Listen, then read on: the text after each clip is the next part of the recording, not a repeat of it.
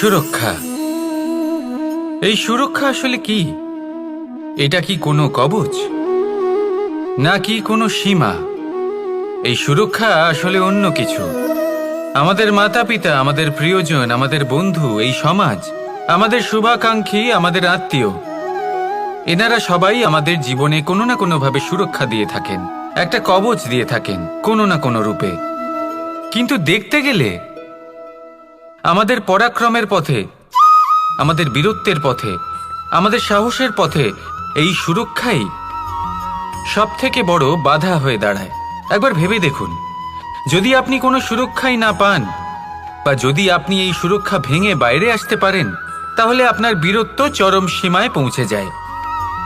কেন? কারণ তখন আপনি জানেন যে এই সংসারের সম্মুখীন আমাদের নিজেদেরই হতে হবে।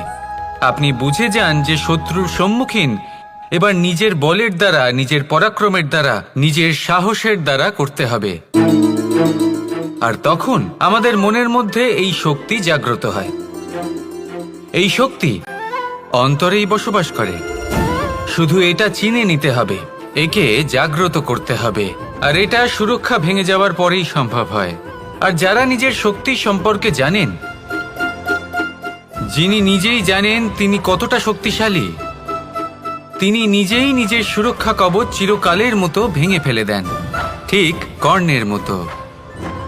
আর তারপরে দেখুন, আপনার পরাজয় হোক বা বিজয়ী হোক না কেন, সেটাই অনেক বড় হয়, সেটাই প্রশস্ত হয়ে থাকে। সেই জন্য ত্যাগ করুন নিজের ভয়কে, নিজের আশেপাশের এই সুরক্ষা চক্রকে ভেঙে ফেলুন, আর সম্মুখীন হন এই সংসারের নিজের শত্রুর সম্মুখীন হন। পরাক্রমের এই অঙ্কুর, তা অঙ্কুরিত হওয়ার জন্য বীজের উপরের এই কবচ, এটা ভেঙে যাওয়া অতি আবশ্যক। আসুন আমার সাথে ভালোবেসে বলুন, রাধা রাধা। কর্ম এবং ফল। দেখতে গেলে এই সমস্ত ব্রহ্মাণ্ড এই দুইয়ের মাঝেই স্থির হয়ে আছে। মানুষজন কর্ম করেন ভালো ফল লাভের আশায়, আর ভালো ফল লাভের আশায় উনি এটাই ভুলে যান যে উনি যে কর্ম করছেন তা কি করছেন। আমি বলেছিলাম কর্ম করুন ফলের চিন্তা না করে, কিন্তু কি কর্ম করছেন সেই বিষয়ে ভাবাটাও অত্যন্ত আবশ্যক।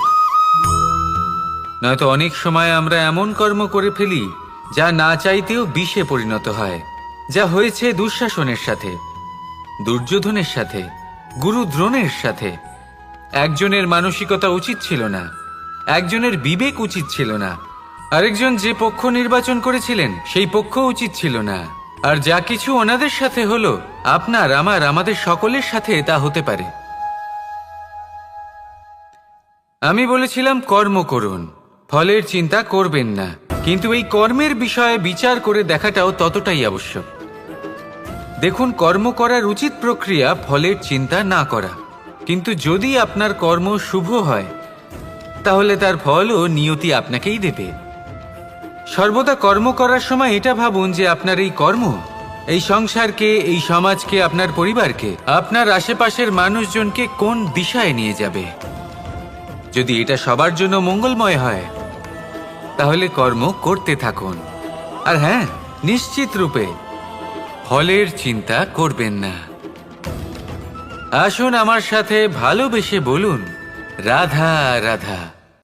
যখন আমরা হাঁটতে থাকি আর আমাদের পায়ে কাঁটা বিঁধে যায়, তখন মুখ দিয়ে আহ বেরিয়ে আসে, কান্না চলে আসে, আর অনেক সময় অভিশাপও বেরিয়ে আসে। কিন্তু আমরা কি কখনো এটা এইভাবে দেখেছি, এইভাবে ভেবেছি যে আমরা যে পথে চলেছি সেই পথে কাঁটা বিঁধেছে, নাকি আমরা সেই পথ নির্বাচন করেছি যাতে শুধুই কাঁটা রয়েছে?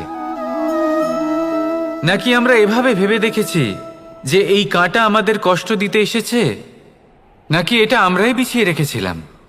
সাবধান থাকা উচিত ছিল, কারণ কাঁটা বিঁধলে যন্ত্রণা হবে, চিৎকার করে ফেলতে পারি, মুখ থেকে অভিশাপও বেরিয়ে আসতে পারে। কিন্তু এই অভিশাপ শুধুমাত্র আমাদের তরফ থেকে অভিশাপ হয়, সামনের ব্যক্তিটির ওপরও নির্ভর করে।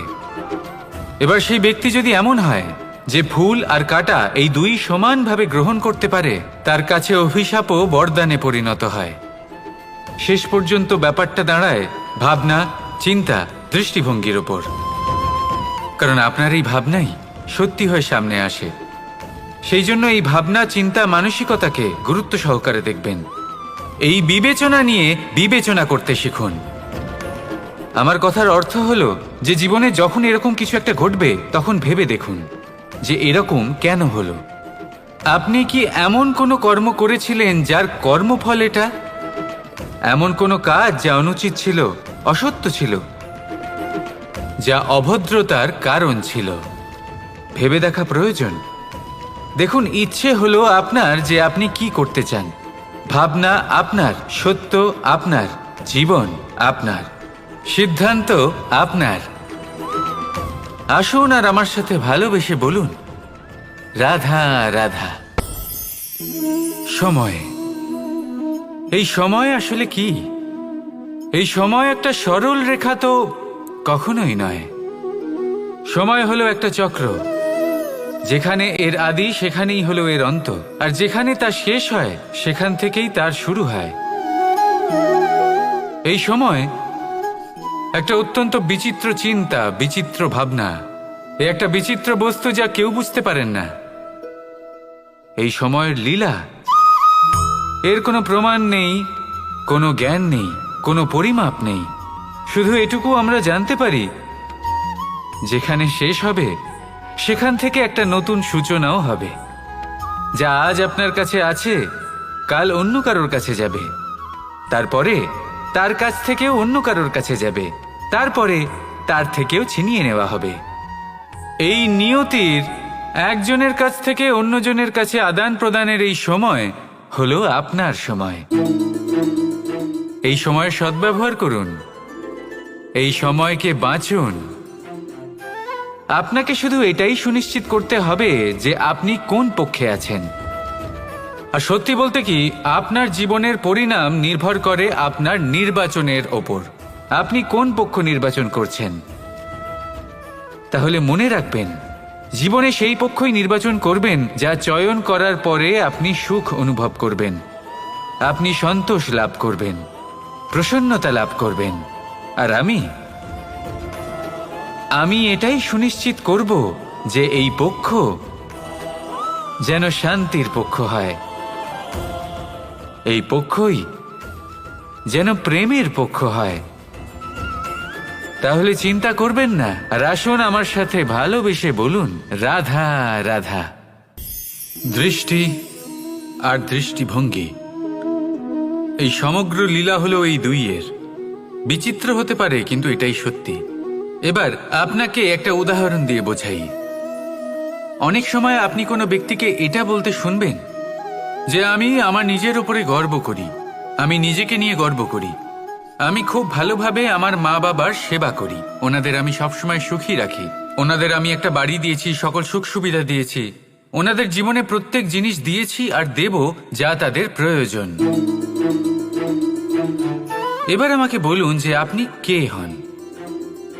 আপনি হলেন সেই বীজ যা আপনার মাতা পিতা রোপণ করেছেন। আপনার মা বাবাই আপনাকে এই সংসারে জন্ম দিয়েছেন। এবার এইসব কথার কি তাৎপর্য? এই হলো সেই ব্যক্তির দৃষ্টিভঙ্গি।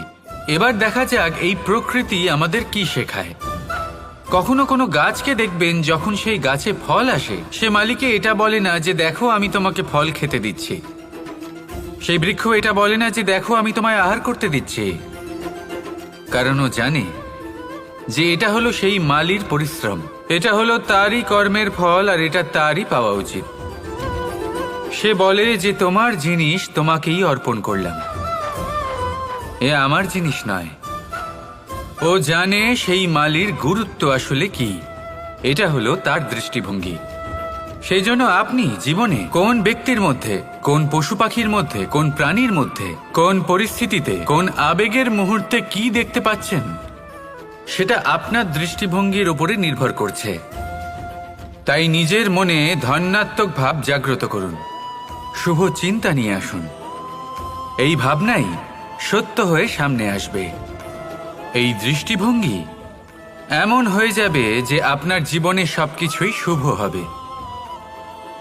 তাহলে আসুন আর আমার সাথে ভালোবেসে বলুন, রাধা রাধা, প্রতিশোধ, অথবা কাউকে দুঃখ দেওয়ার ভাবনা। যদি এটা আপনার মনে থাকে তাহলে আপনি নিজের মনেই যন্ত্রণার একটা বিশাল বৃক্ষ রোপণ করছেন, এটা মনে রাখবেন। কারণ কাউকে দুঃখ দেবার এই ভাবনা, এটা হলো সেই বীজ যা আপনার মনেই পতিত হবে, আপনার মনেই অঙ্কুরিত হবে, আর আপনার মনেই একটা বিশাল বৃক্ষরূপে বেড়ে উঠবে। জীবন আপনার, কর্ম আপনার, কাউকে দুঃখ দেবার ভাবনা আপনার ছিল, এই বৃক্ষ হলো আপনার, তাই এর ফলও আপনিই পাবেন, যা গ্রহণও আপনাকেই করতে হবে। মনে রাখবেন, যে মানুষ এটা ভাবে যে আমি ওকে দুঃখ দেব, ওকে কষ্ট দিতে চাই আমি, সেই মানুষই দুঃখ আর কষ্ট পেয়ে থাকে। যদি সেই জায়গায় আপনি এটা ভাবেন যে আমি কাউকে সুখী করে তুলতে চাই, কাউকে সুখ প্রদান করতে চাই, তাহলে তারও বীজ আপনার মনেই রোপণ হবে, বৃক্ষে পরিণত হবে, যার ফলও আপনিই পাবেন। এখানে বিষয়টা হলো শুধু মানসিকতার চিন্তা, যা সত্য হয়ে আপনার সামনে আসে। তাহলে এই মানসিকতা শুভ করুন, সবার জন্য মঙ্গল কামনা করুন। অন্যের মনে আপনার জন্য ভালো চিন্তা থাকুক বা না থাকুক, আপনি সবার জন্য শুভ চিন্তা করে কর্ম করতে থাকুন, তাহলে আপনার সাথেও ভালোই হবে। তাহলে আসুন আর আমার সাথে ভালোবেসে বলুন, রাধা রাধা।